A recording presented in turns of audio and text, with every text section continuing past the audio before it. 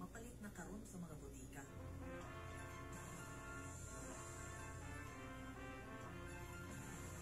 Tuyan ito ka na sa Okira 5 Minute Coffee. Nakumuha pa, sulay, kumuha kining kape matag adlaw kay dako gyud ang matabang kanimo. Kung doon na kay pangutana o ikasulti, padala ka na sa tong text line 0977-1825-833. 0977-1825-833. Buhay naman namilit na ako wala kita igong oras sa atong programa, kahimsog sa panglawas atong ampingan kung KPA na hatod sa Kanami Marketing. Ako si Kuya Lloyd. Daghang salamat.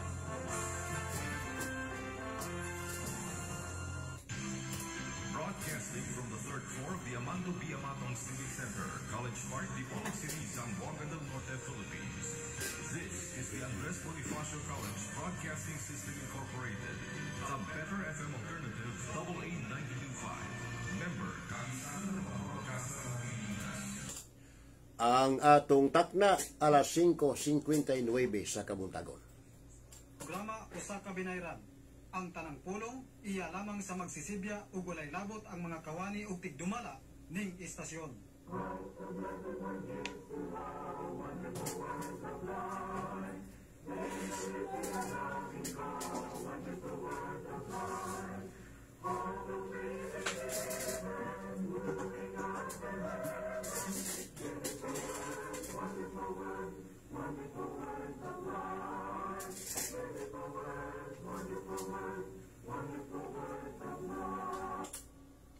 Hello, maayong buntag, magandang umaga po, good morning. Welcome sa atong tulumanon naguluhan og words of life o mga pulong sa kinabuhi. Usa ka tulumanon nga ang nagpaluyo mao ang mga iglesia ni Kristo kun Churches of Christ. Ang mga iglesia ni Kristo nga nagatuo og nagatudlo nga si Ginoong Hesukristo matuod nga Dios.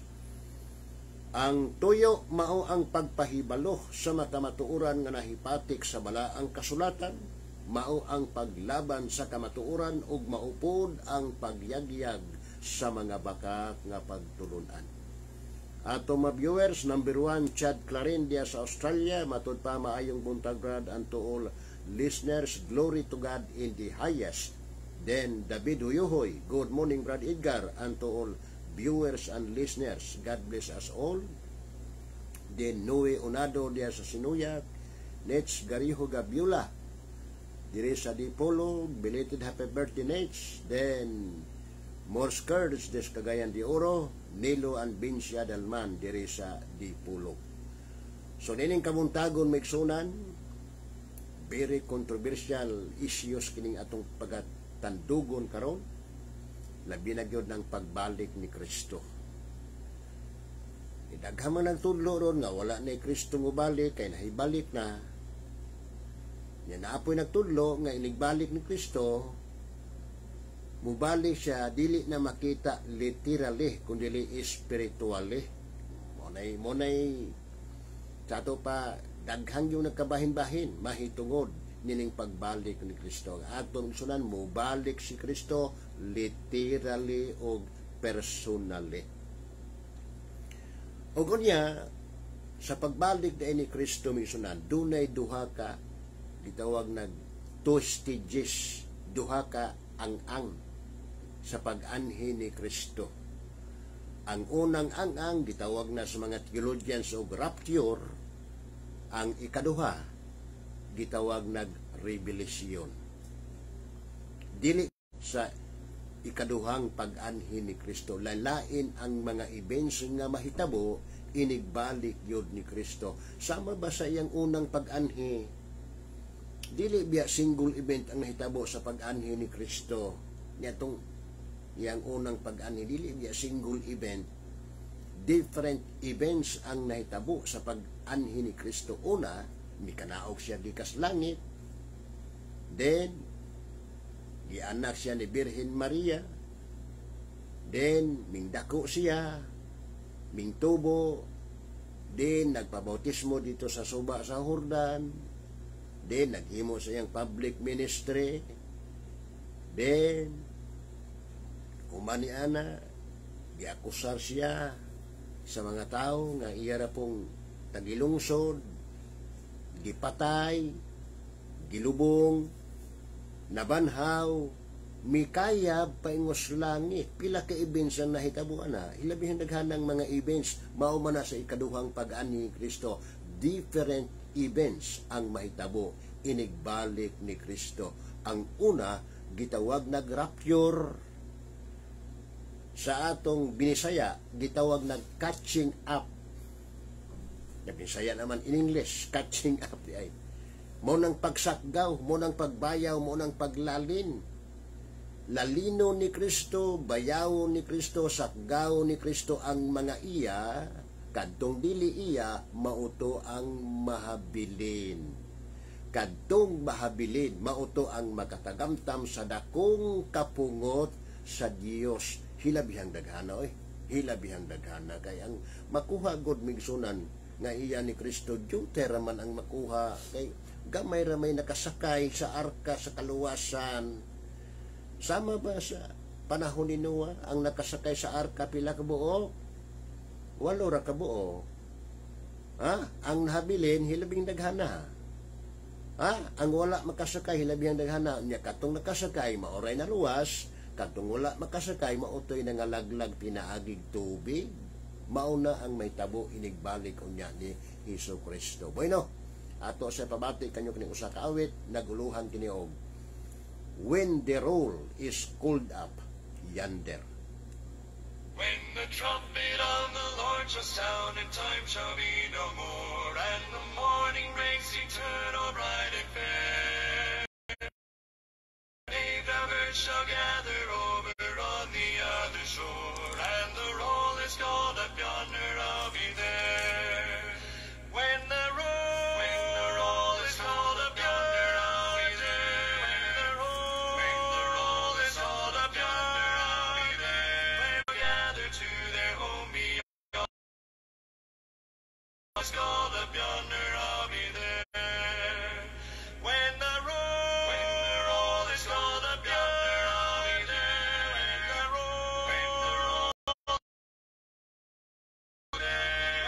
roll is called up yonder, I'll be there. When the roll is called up yonder, when the roll is called up yonder, I'll be there. 15 ngadto na sa unahan unsa may giingos Biblia. Ilang biyang hinaya sa atong internet, no? Palong-palong. Unsa man yung paminaw diya kamong monitor sa ato ang broadcast sa atong FB.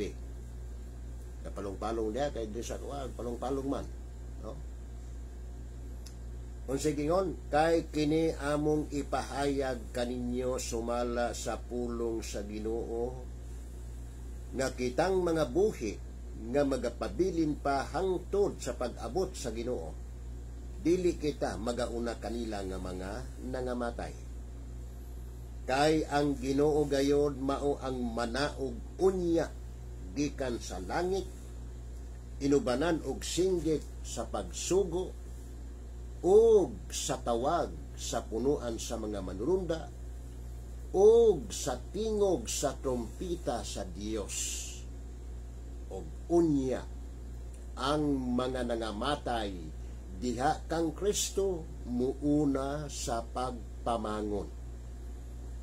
Og kita nga mga buhi pa nga mahabilin pagasakgawon ngadto sa mga panganod uban kanila sa pagsugat sa Ginoo diha sa kahanginan og sa ingon niini kita magapakig-uban na sa Ginoo sa tanang panahon. Busa paglinipayay kamo ang usa sa usa pinaagi niining mga pulungan. So dinhi ato makita ang kamatuoran migsunan na inig kanaog unya gikan sa langit ang atong Ginoong Hesukristo mo kanaog ito amat sa langit. Inig kanaog niya gikas langit migsunan dunay may tabo nga tingog. Ang unang may tabo nga tingog mao ni singgit sa pagsugo. Ikaduha tawag sa punuan sa mga manulunda. Kinsa maning punuas manulunda, wa may lain si Miguel. Sumadungga na to ang tingog ni Miguel. Unya, gawas sa tingog sa manulunda, napagyod. Tingog sa trumpita sa Dios. So, any moment from now, may tabo gid na, migsunan kay gipanagna gisaad sa Biblia nga inig naog ni Kristo gikas langi. Og unya inig kanaog ni Kristo kay na may mga nangamatay nga mga iya, og mga buhi nga mga iya. Ya palain dream sunat di makita sa Birnabihot ba diya sa Apil Gumay. Good morning da brother. So, unsa mas Ginoo ang mga iya be? Kanang mga iya nga nangamatay nga dugay nang nangamatay. Sama sa mga apostoles panitan, unang siglo god nangamatay ang mga apostoles. Unang siglo ang katapusang namatay na apostol mao man si Apostol Juan, namatay siya around 96 to 100 AD. Unsa naman taron? Niya naman tas 2021. Sumunod gipahayag sa Biblia, unahog banhaw ang mga nangamatay nga iya ni Kristo. Nagpasabot nga dili day dungan ang pagkabanhaw sumala sa gitudlo sa uban nga inigbalik no ni Kristo, dunganon og banhaw ang mga patay, ang mga matarong og ang mga dautan. Wala ko'y nabasa na sa Biblia, wala ko'y bersikulo. Ang bersikulo nga ilang gigamit, wrong application, wrong interpretation of the verse, and therefore made a wrong conclusion. Walay bersikulo, bisag putulo lang sa bersikulo, nag-ingon nga dungan ang pagkabanhaw sa mga patay, matarong og kanang mga dautan. Walay mabasa, doon naging unahon. Nga dili lamang kay unang Tesalonica 4, bisan pas Pablo di sa unang Korinto. Unsa may gipahayag ni Pablo be? Ato lang basahon ni. Unang Korinto 15, magsugod ni 22, tama na ni 23, matod pa. Kay maingon nga diha kang Adan ang tanan nangamatay, maingon man usab diha kang Kristo ang tanan mga buhi. Tinuod ba ni? Nga ang diha kang Adan ang tanan nangamatay, tinuod. Apan wala magdungag kamatay, gapuli-puli og kamatay, di ba? Nga maingon po diha kang Kristo ang tanan mga buhi. Apan wala mag-ingon nga dungan ang pagkabuhi sa mga matarong ug sa mga dautan. Dunay unahon. Versikulo 23. Apan ang matag-usa sa iyang kaugalingong panahon, si Kristo ang nahauna og unya sa iyahang pag-anhi, sila nga mga iya ni Kristo. Exclusive na, miso na specific. Kinsa man gid ang unang nabanhaw sa mga patay? Si Kristo biya ang pinakauna. Mo nang gitawag na si Kristo the first fruit. Kay siya mo'y panganay nga nabanhaw gikan sa mga patay. Unya sa iyang pagbalik, dipahayag sila nga mga iya ni Kristo. Pila na katuig gikas pagkabanhaw ni Kristo hangtod ron, doon na 2,000 katuig, maunay mahitabo kay si Kristo man ang unang nabanhaw, inigbalik niya gi-specify nga maoy mabanhaw kadtong nangamatay nga mga iya. So kay unahon magbanhaw ang mga nangamatay nga iya ni Kristo, nagpasabot nga katong dili iya ni Kristo, dili sa to sila mabanhaw.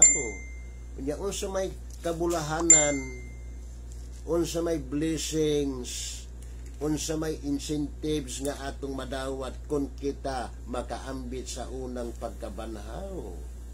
Ang Biblia mo'y mutubag. Pinadayag 20, versikulo 6, matod pas Biblia. bulahan og balaan ang tawo nga makaambit sa nahaunang pagkabanhaw sa mga taong ingon niini. Ang ikaduhang kamatayon walay gahom sa pagbuot. Hinunua, sila mahimong mga saserdote sa Dios og ni Kristo og uban kaniya magahari sila sa usa ka libo ka tuig. Unsay incentives nga atong maangkon sa dihang makaambita sa unang pagkabanhaw? Una, gitawag og bulahan, gitawag og balaan. Dili tanang nangamatay karon makonsider nato nga bulahan, dili pud tanang nangamatay karon makonsider nato nga balaan, kay mas daghang nangamatay ron dili balaan nagpasabot nga mga dautan.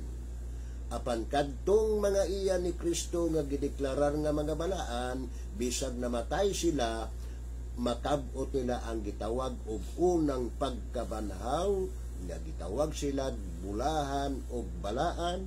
Nga gawas pa ni ana, ang ikaduhang kamatayon walay gahom sa pagbuot. Unsa man ang ikaduhang kamatayon nga kun ang tao makaambit sa unang pagkabanhaw, sama man ni Kristo, si Kristo ang unang yung nabanhaw. Giingon nga ang ikaduhang kamatayon walay gahom sa pagbuot, unsa man na. Well, ang Biblia mo'y mutubag, Pinadayag 20, versikulo 14, matod pas Biblia. Unya ang kamatayon ug ang Hades gitambog ngadto sa linaw nga kalayo, mao kini ang ikaduhang kamatayon, ang linaw nga kalayo. Unsa diin ang ikaduhang kamatayon nga kun ang tao makaambit sa unang pagkabanhaw, ang ikaduhang kamatayon wala na gahom sa pagbuot, mao diin na ang linaw nga kalayo. Sa laktod nga pagkasulti, mauna ang gitawag ni Kristo impierno, nga matod pa ni Kristo, ayaw kamo kahadlo kanila nga magapatay sa lawas, apan dili arang makapatay sa kalag, mao hinuoy kahadlukin ninyo siya nga arang makalaglag sa lawas o kalag didto sa impierno. Wala pa'y gitambog ron, wala pa. Inibalik unya ni Kristo ang tinambugay. So makita naton isunan, doon na daay dakong paglaom sa mga nangamatay nga iya ni Kristo. Ang mga buhi nga mga iya ni Kristo, doon na po'y dakong paglaom. Nganuman unsaon man ni Kristo ang mga buhi be? Well, niyaw gipahayag ni Kristo ni Pablo na, matod pa ni Pablo sa unang Tesalonica 4. Og kita nga mga buhi pa nga mahabilin, versikulo 17 sa unang Tesalonica 4. Og kita, reperado na sa mga balaan, reperado na sa mga matarong, reperado na sa iglesia nga gitukod ni Kristo kay si Pablo, membro man sa maong iglesia. Og kita, aplis Pablo anang pulong kita. Og kita nga mga buhi pa nga mahabilin, pagasakgawon ngadto sa mga panganod uban kanila sa pagsugat sa Ginoo diha sa kahanginan, og sa ingon niini kita magapakig-uban na sa Ginoo sa tanang panahon. Busa mihimo conclusion si Pablo, busa paglinipayay kamo ang usa sa usa, pinaagi ni ining mga pulunga, mao nay atong buhi nga paglaom kun kita iya ni Kristo, buhi man kun patay. Ha? Mao na maigsunan ang kamatuoran. So sa pagnaog niya ni Kristo, kung mukaraog si Kristo karong adlaw, ang mga patay nga mga iya ni Kristo gikan pa kaniadto hangtod doon, maoy makaambit sa unang pagkabanhaw. Ug unya kita nga mga buhi, nga nabilin pagasakgawon kanang pulong sakgaw mao nang gitawag sa in English og catching up, mao nang gitawag sa in English og lifting up. Sa mga theologians gitawag nag rapture. Ang pulong rapture, it is a departure from one place to another with ecstasy. Dunay mahitabo nga rapture, dunay mahitabo nga pagpamiya, dunay mahitabo nga pagsakgaw, dunay mahitabo nga pagbayaw, dunay mahitabo nga paglalin sa mga balaan gikan nining kalibutana ug muadto dito sa langit uban ang kalipay. Katong dili iya ni Kristo mautoy mahabilin. Unya unsao man ni Kristo tong nahabilin be? Nagpasabot nga dili iya ni Kristo. Ermi Peralta sa diya si Kayab, good morning brother. Unsao man ni Kristo tong nahabilin nga sa to pa wala apil sa rapture, sa to pa wala makasakay sa insaktong sakyanan, wala makasakay sa arka sa kaluwasan nga mao ang iglesia nga gitukod ni Kristo. Timani baya sinuwa kaniadto nagtukod og arka, di ba? Ang Dios mo'y nagmando nga magtukod og arka. Pila ka tuig niyang tukod? 120 ka tuig. Tinukod niya migsunan niya nag-auhag sa siyang katawhan. Dunay umalabot nga dakong katalagman, lunok, tibuo kalibutan. Onya sa dihang nagmando ng Dios nga Noah sulod na, misulod si Noah. Pila ka tawo ang kasulod? 8 ka tawo ang nakasulod. Ang daghan wala gud makasulod ang daghan nganuman. Gabi-ay man ang kadaghan ng mga tao. Manaon sa man si Noah nagtukod magdako kaing barko na anang kaliwalas lasang. Sao man niya paguyod? Paingon des dagat, nga naman ang tubig sa dagat. Wala mahibalo ang mga tao nga di ay dunay kining ulan nga 40 ka adlaw 40 ka gabi wala mahibalo ang mga tao. Si Noah ay nahibalo gibuhat ni Noah ang arka sumala na sa ihang pagtuo kay nagtuo siya nga ang may tabo gayon ang gipahayag sa Ginoo. Ya katong sa diyang may abot ang luno simpre nangalumos ang wala kasakay mauna bigsunan. Si Kristo nagtukod og iglesia kanos sa unang siglo hangtod ron mga 2000 na pud ka tuig. Si Kristo kanunay nagaauhag, umari kamo kanako kamong tanan nga nabudlay og nabugatan og papahulayon ko kamo. Isangon ninyo akong yugo diha kaninyo og pagtuon kamo gikan kanako. Apan ang mga tao kadi man mosulod nagipahayag man ni Kristo, ako mao ang pultahan. Kung adunay mosulod agi kanako siya maluwas. Nya ang pultahan nun nga maori dipirado kang Kristo mao man na ang iyang iglesia. Mao po na ang iyang dalan kanang iglesia nga matud pas Biblia gilutos ko kining dalana sa hilabihan gayon. Unya ang maong dalan reperado mo na sa iglesia. Nagpasabot na ang tao karon kinahanglang mosulod sa iglesia nga gitukod ni Kristo kay mao kana ang atong arka sa kaluwasan. Mao kana ang una og last trip paingon nato sa langit, walay lain. The first and the last trip nga atong sakyan karon sunan mao gayud ang iglesia nga gitukod ni Kristo kay kuhaon man ni Kristo gikan sa umalabot nga kadautan. Giunsa man nato pagkasiguro be? Well, ang Biblia mo'y mutubag ganiya. Unang Tesalonika kapitulo 1 bersikulo 10 matud pas Biblia. Og sa pagpaabot sa iyang anak gikan sa langit nga iyang gibanhaw gikan sa mga patay, si Jesus nga mao ang magaluwas kanato gikan sa kapungot nga umalabot. Kanang pulong kanato apilis Pablo ana kay membro man sa iglesia nga gitukod ni Kristo, nagpabautismo gusto si Pablo. Ha? Nagpabautismo si Pablo. Gikan gutos tinuhuan sa mga Hudiyo, iyang gibiyaan ang tinuhuan sa mga Hudiyo kay pasakop siya sa iglesia nga iyan ni Kristo. Unya giingon ni Pablo, si Hesus nga mao ang magaluwas kanato gikan sa kapungot nga umalabot. Mao di ay hinungdan, dunay may tabo nga pagsakgaw, dunay may tabo nga paglalin, dunay may tabo nga pagbayaw, kay kuhaon ni Kristo ang mga iya, kay human makuha ni Kristo ang mga iya, dunay umalabot nga dakong katalagman nga may tabo dinhis kalibutan.